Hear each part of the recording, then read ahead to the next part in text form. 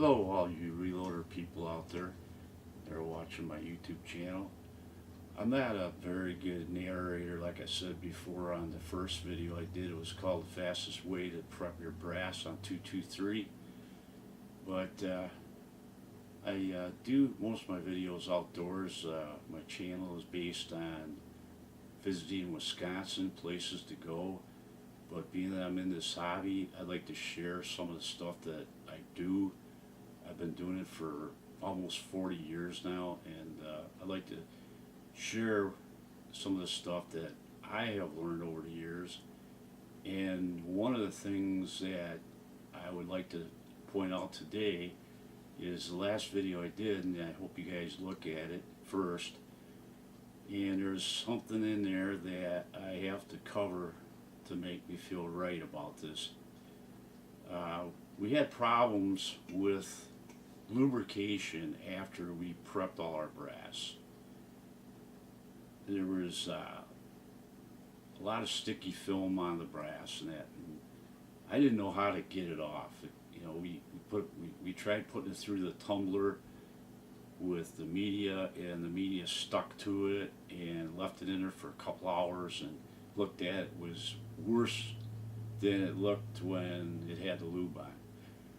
So I went around and I looked and researched it, found out what I could do, and they mentioned a Frankfurt Arsenal wet tumbler, and I went online to check it out, and it was pretty cheap. I was really surprised. So then what I did is I went and bought one, brought it home and gave it a shot, and I took all that brass that I did and ran it through, and within a couple hours of tumbling with the little steel beads and all the detergents, and then there's Lemmy Shine that goes in there. They say there's a whole thing on YouTube about it. But anyways, it cleaned that stuff up just beautiful. It got all the primer pockets were beautiful. They didn't have, it was just like brand spanking new brass. I was really amazed. It really solved the problem. Now the other thing that about the whole idea that I wanted to get back to you guys on this thing was, I had a comment that came in, and they said that I didn't talk about chamfering the brass after we got done with everything. Well, the reason I didn't talk about it is because I have a Mr.Bullet feeder, which you don't really need to chamfer your brass because you're going to be using an M die to expand the throat of the tip of the case, which is where the bullet drops in, and it expands it out. And it's not like the old days that I used to do, where I used to walk the bullet up as I pulled the handle. You'd have to chamfer it at that time, because if you didn't, you would actually create a shaving across the bullet tip. It would shave some of the coating on the bullet tip, and then when you do that, that throws your accuracy off if you're a precision shooter, or if you're like, say, a prairie dog shooter like myself, and you want to get that 500-yard dog shot. You know, that's a long shot, so every bullet counts. So, in all said, I'm going to cover the part that makes it really easy for chamfering the brass. We go back to the Frankfurt Arsenal Armory, the wet tumbler, and what that did, and it always helped me before too. Anytime you tumble your brass after you're all done prepping it, you run it for a couple hours, and what that does is it kind of mangles all the excess sharpnesses that are on the tip of the case. So when you put your bullet in, it doesn't scratch the bullet tip. So with that said, before on the first video, I couldn't really do anything because the primer pocket was going to get all clouded up with the media. that goes around in the tumbler. It would plug up the hole. Well, one guy says you can use an air compressor and blow it out each end. And I said, well, that's one at a time. That takes too long. So what I used to do back in the old days is I didn't know any better, and I just ran them up and scratched them. And that was not a good thing. It threw my accuracy off, and I proved myself later out at the range that there's something going on there. So it's real important that you get rid of those sharp edges inside and out. So the Frankfurt Arsenal Armory wet tumbler that we're using, I got a cold today, so I'm not talking very good. When you wet tumble on that, you got these steel beads that are ramming around inside, and they really do a beautiful job on chamfering the inside and out. So when you bring them out, you put your finger crossed, there's no sharp edges or nothing. And another thing about it is that if you took those bullets one at a time and you used one of the prepper machines that Hornady and RCBS puts out, you push it down and you do the inside, and you got another brush that does the the outside. Yeah, I got a couple of those, and if depending upon how much pressure you put on. If you put too much pressure on, guess what happens? You make the length of the bullet smaller.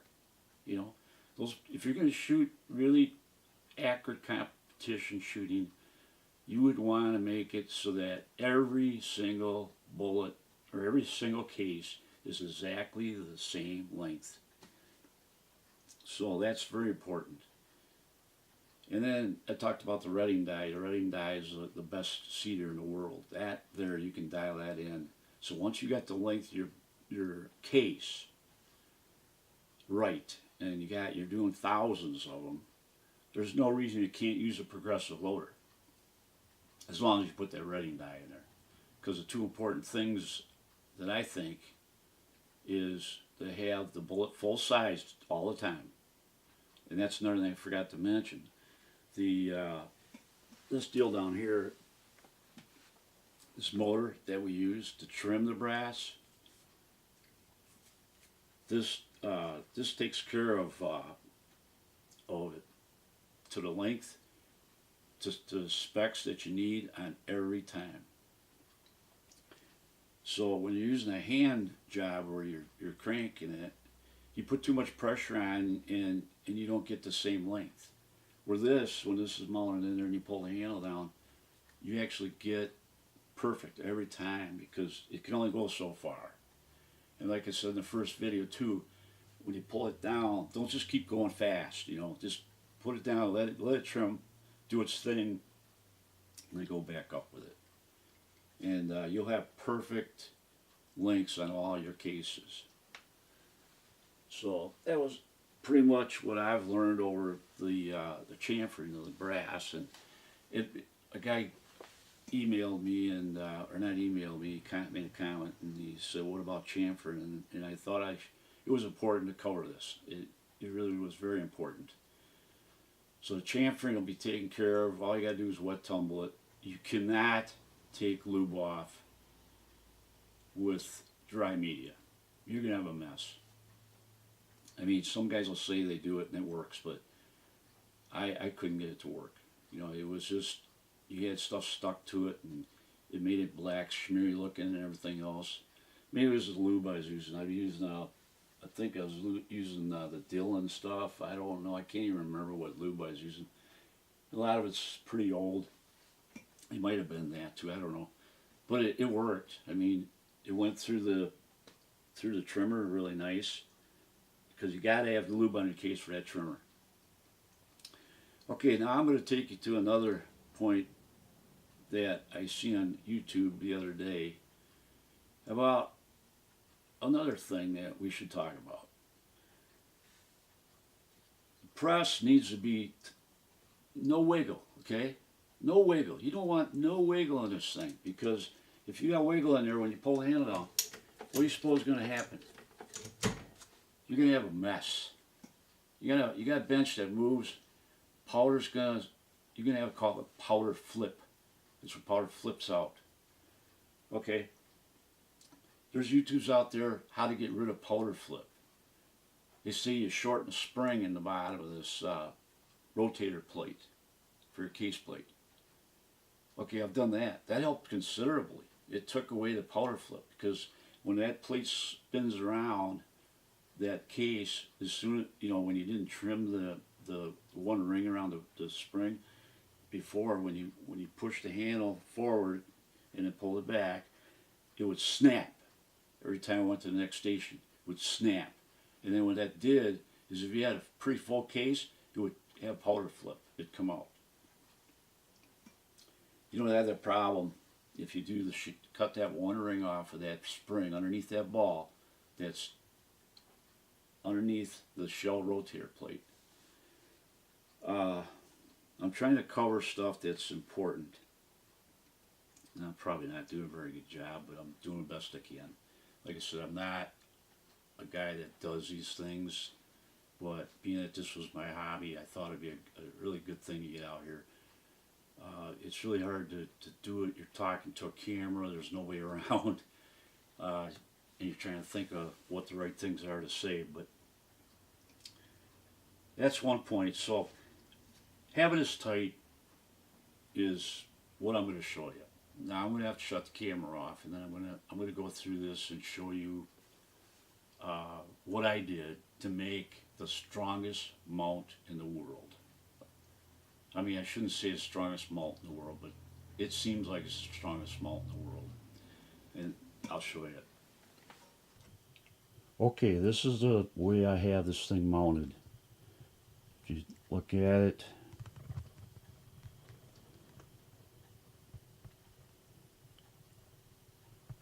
I got two brackets that are on the wall that veer off left and right. They're bolted to a stud.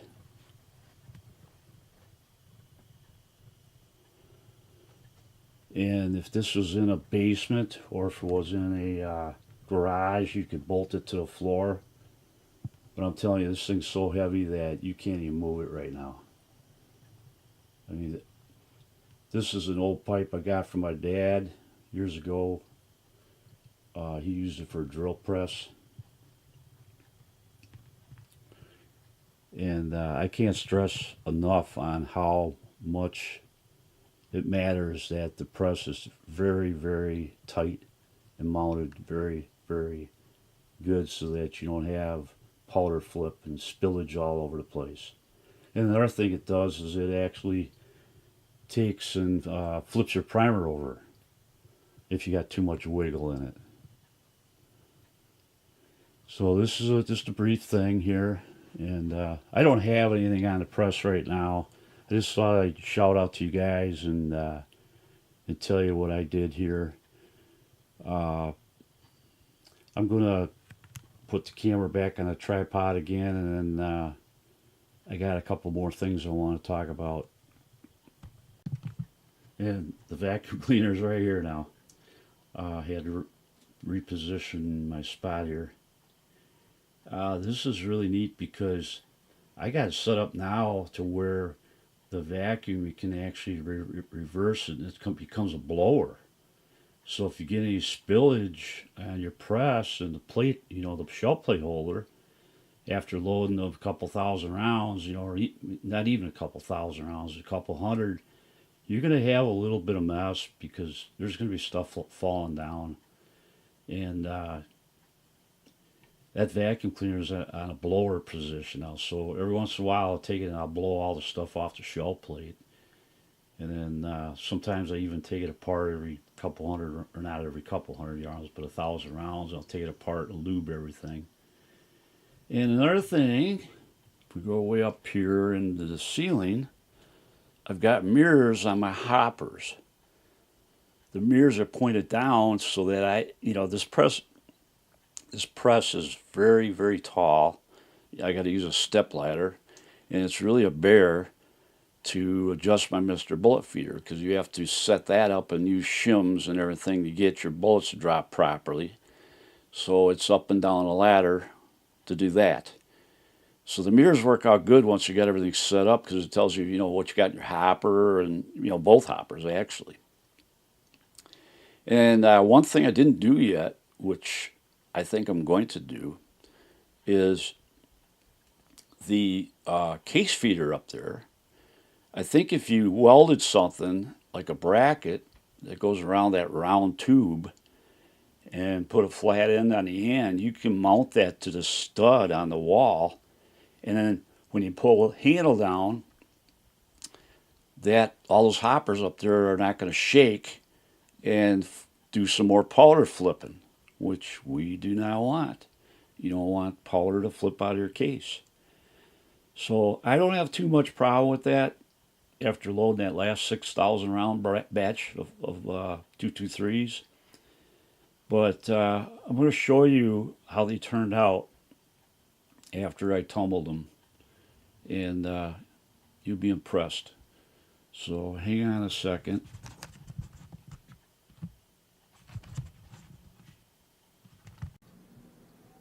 Okay, there they are. You can see they look like brand new. The primer pockets are just incredible. There's that. It's just, like I said, like brand new. It's kind of hard to show the interior on a camera, but I think there's so many videos out there with that Frankfurt Arsenal Armory device for wet tumbling. Just go online and check that thing out. It's not that much money. I think it's just a little over $100. Might even be a little under $100. But don't forget, if you buy one of those, you got to buy the big magnet. And that's explained, and I might just do a video on that. As you can see, I'm not very good at doing videos. They call these podcast. No, not a podcast, but I don't even know the terminology for what I'm doing right here. All I know is I go out and I shoot a lot of sports events where I don't have to talk, and it's a lot easier. So this video here is extremely embarrassing to make, but I'm doing my best, and I hope that this helps you guys out a lot. And prepping brass is really important if you're going to do a lot of 223s or 556 they call them. And I didn't know it, but 556 and 223s are slightly different. And the way they're different is the thickness of the case. Everything else is the same. Just the thickness of the case, because a 556 is military brass.